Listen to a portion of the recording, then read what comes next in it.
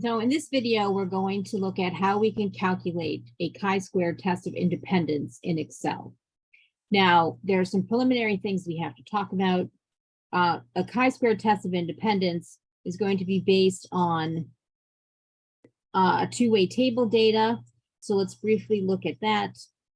Our two-way table data is looking at people's choice of favorite sport, with baseball, basketball, and soccer as being our three options, and their favorite subject in school. Again, we've sort of narrowed this down to math, history, and art.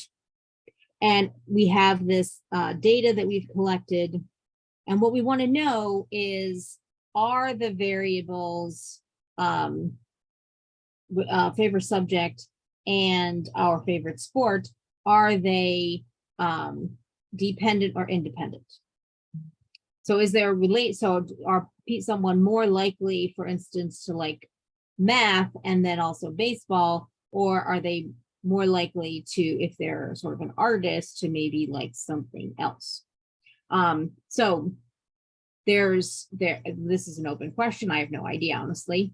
And I should just mention that this is simulated data. This is not, in fact, actual data collected from a survey. But that doesn't change the math. So let's go back and look at some of the math before we actually do our calculations. If you have raw data, I should also say before we switch over, you can create your two-way table using a pivot table that I've discussed in a previous video, and so I won't reiterate it here. Let's go back to our discussion. So before we actually do the calculations, I want to talk about what's going on in terms of our hypothesis test. So again, given that we have our two-way table, what we want to know is, in our example, are the variables favorite subject in school and favorite sport, are they independent or dependent? And for our null hypothesis, for our chi-square test, we are going to claim that the variables are independent. And the alternative is that the variables are dependent. Now, the reason that we have to set up our hypothesis test in this particular way is because the equality sign must go in the null hypothesis.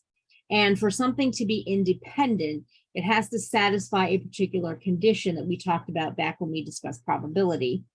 And that is that the probability of an event has to be equal to the probability of the event given our knowledge of a second event. And if that's the case, if knowing that second event doesn't change our assessment of the probability of the first event, then that is independent. These are independent events.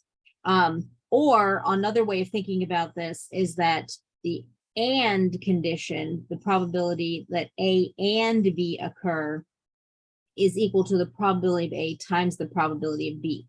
Again, that's an assumption. If they're independent, then this will be true. If they're not independent, then this isn't true. And then we can't make that assumption. We have to use, in this formula, we would have to substitute the probability of A given B for the probability of A in order to get that intersection value. So our assessment of independence depends on this assessment of equality. And we can't prove equality with a random sample. So that's why it goes into the null hypothesis. We claim that it's equal. And then we try to see if we have enough evidence to think that it's in fact definitely not equal, or most likely not equal. Now, the test statistic that we're going to calculate typically is written in this form. And essentially, the O is the observed count in the two-way table.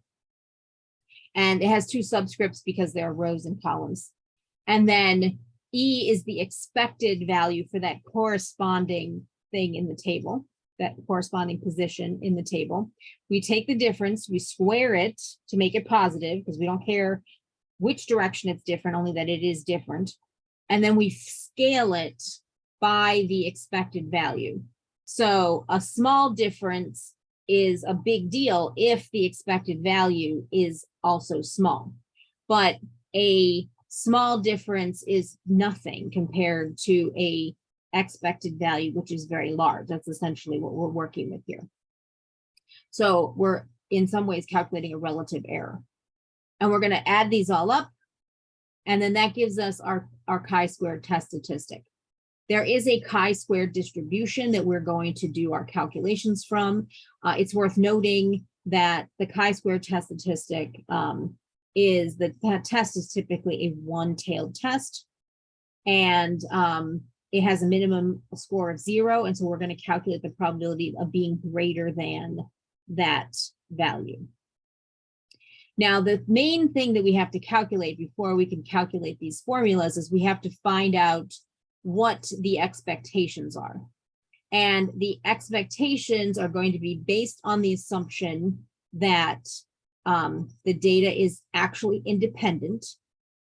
And then we're going to use these claims, basically, this formula for independence. We're going to say if they're independent, they're going to be this. And then we're going to have to convert them back to counts, because our table is not expressed in probabilities. Our table is expressed in counts. So I did an example calculation just so we could see how this works based on the data in our table. So in our table, we have 149 people that liked baseball. That was in our baseball column. And we had 416 people in our sample altogether. So the probability of liking baseball is 149 out of 416. That's our probability of A that goes in our formula. And then we had 196 people who liked math. That was in our math row at the end. And 416 people were sampled. So the probability of liking math, for instance, is this. That means that if they're independent, the probability of being both A and B should just be the product of the two. But that's a probability. And if we want to get to the number of people we would expect out of a sample of 416 people, we're going to then multiply that probability by the total sample. Now what that's going to do is it's essentially going to cancel one of our denominators in our probability calculations. And what that ends up with giving us is a general formula for our expected value, expected count for each of our combinations of events. So we're going to multiply the row total for event A by the column total for event B, and we're going to divide it by 1 copy of the grand total, because each of our probabilities had 1 grand total, and we canceled one of them out by converting it to a count. So that's where we get this formula from. And then after that, we will just, once we calculate these expectations for each of the values in our table, each of the body of the values in our table, we will then follow this formula that we listed up here in order to actually calculate that chi-squared value. And then I will show you how to do it all by hand. And then what we'll do is I'll show you how to calculate the expected counts and then go directly to the p-value from there, because there is a chi-squared test built in to Excel for this purpose. So let's switch back over to our Excel and let's actually do the calculation. Now, if I will just mention, if you are doing a pivot table in order to construct your two-way table, I strongly recommend, just for the sake of your sanity, that you make a copy of the two-way table and paste it as values. That way your formulas don't refer to crazy things about the pivot table, and they will actually just refer to cell values. Since I didn't construct the table that way in this example, I don't have to worry about that here. But that is just sort of a save your sanity kind of strategy that can be helpful. All right, so these I'm going to mark as the observed counts. And what I want to do is I want to build a table of expectations of expected counts.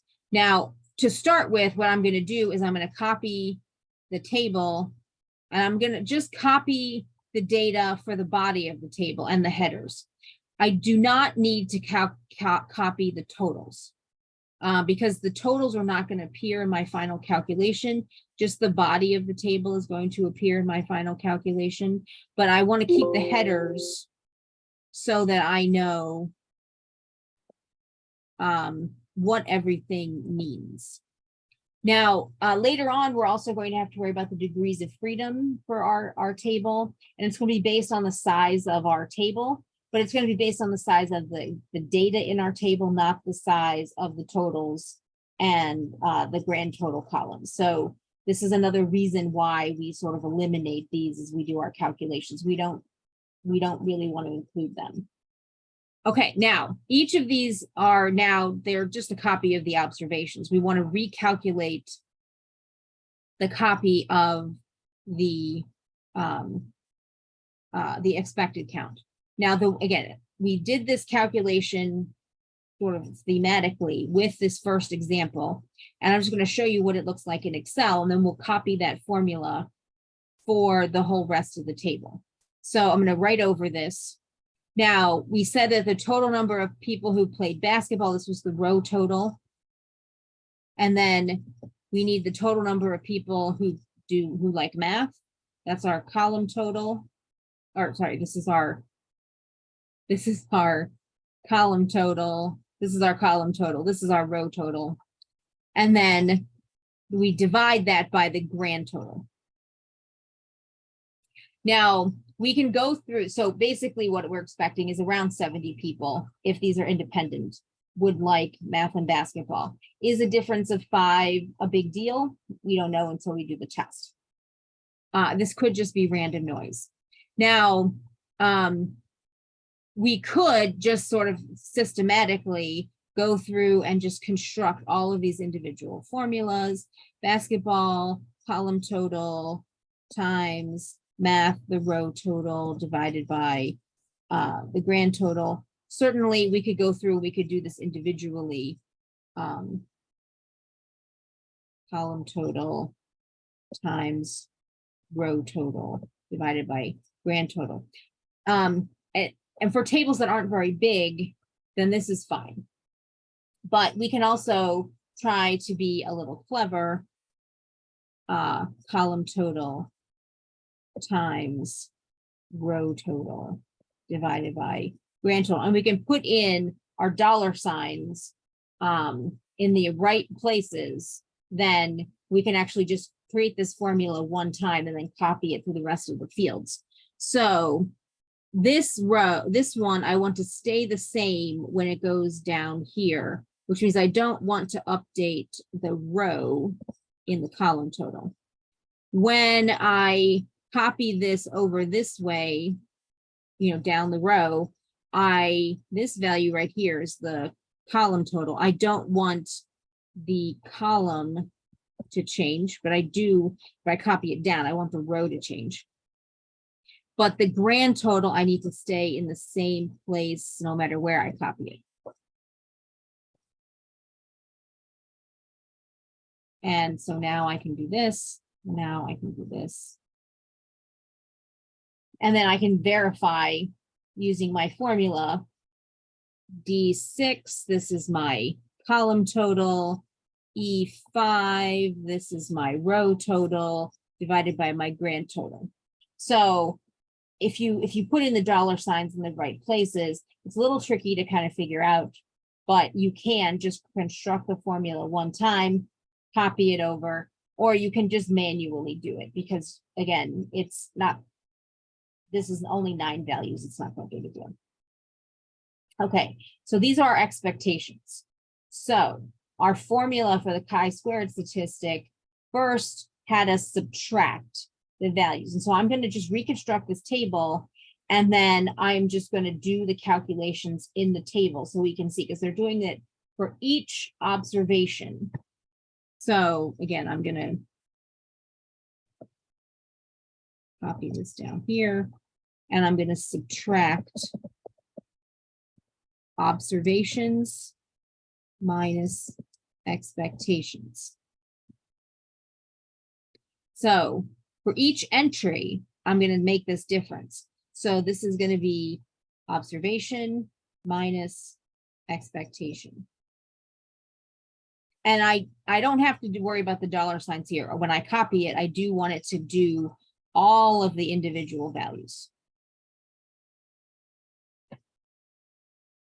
So again, we can see some of these are only small differences. Some of these are much larger differences. We're not going to worry about it just yet.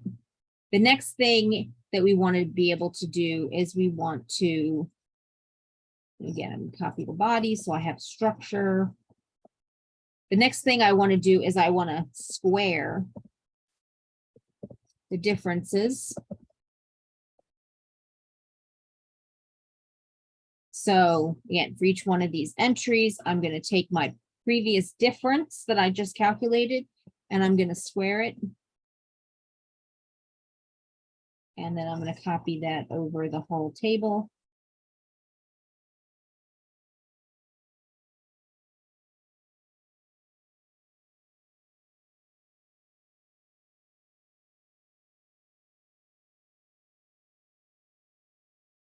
And again, I'm going to copy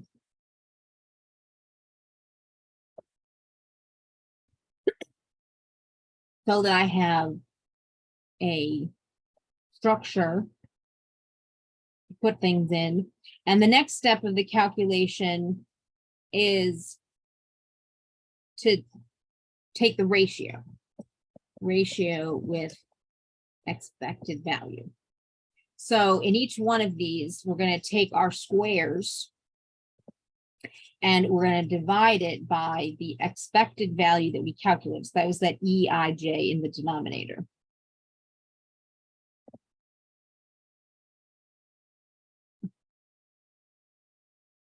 So this is essentially telling us sort of how far off we are relative to our expectations. If we were expecting a big number, then this will be rescaled and it won't matter as much. If we were expecting a smaller number and it's still way off, then this is more important. All right, so now for each one of our observations, we have this difference between the observation and the expectation squared divided by the expectation. So this is that expression in our summation. This is that formula with I equals 1 and j equals 1. So it's 1, 1, row 1, column 1. And what we want to do now is we want to add up all of these values. So our chi-squared, I can spell, chi-squared test statistic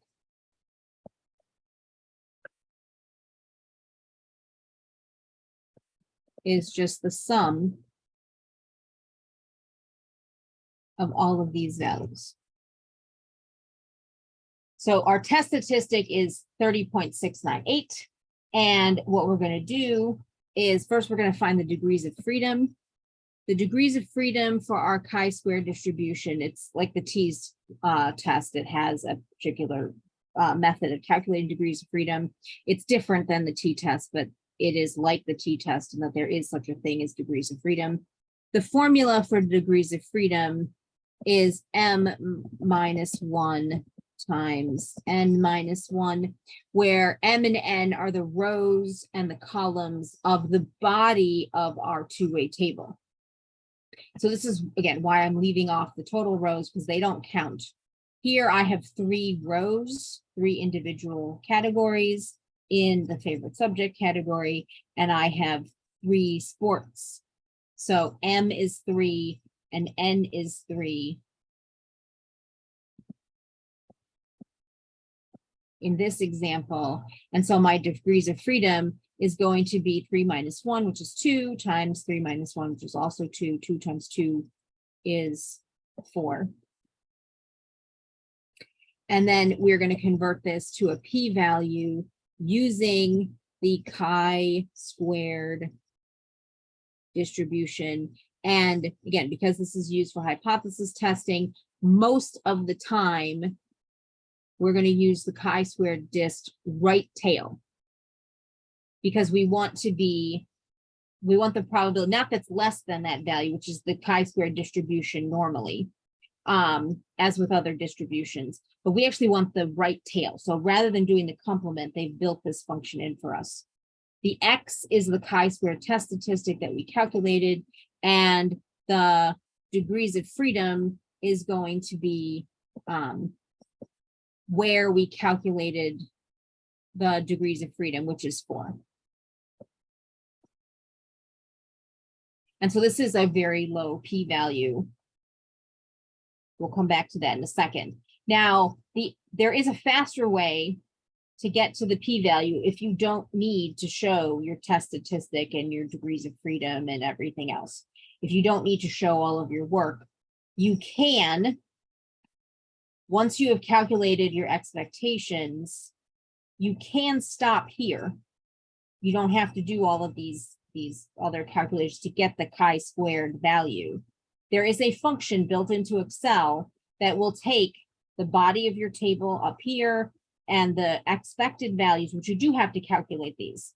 And it will take these comparisons and it will automatically figure out from the size of the values you've selected, what the degrees of freedom is, and it will assume that it's a right-tailed test because it's a hypothesis test, and it will internally calculate the chi-squared test statistic and then just spit out the p-value. So we're going to use that just so you can see how it works. Chi-squared test right here. Chi-squared test, the actual range. Now, do not use the headers, just the body of the table. Again, no totals. You don't need to put in any headers, just this. And then when you hit comma, it will say go to expected range. This is where you put in these values, which you do have to calculate. And then that's it. And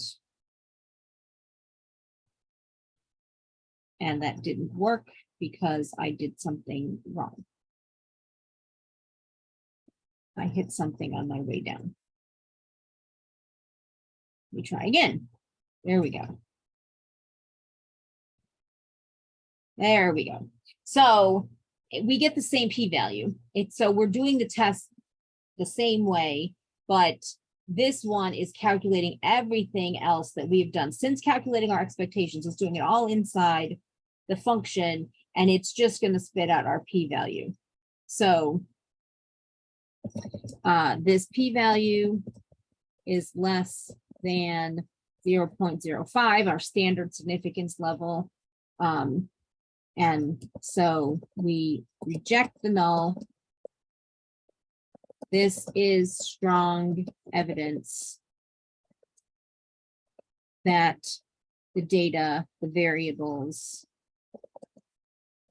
are dependent.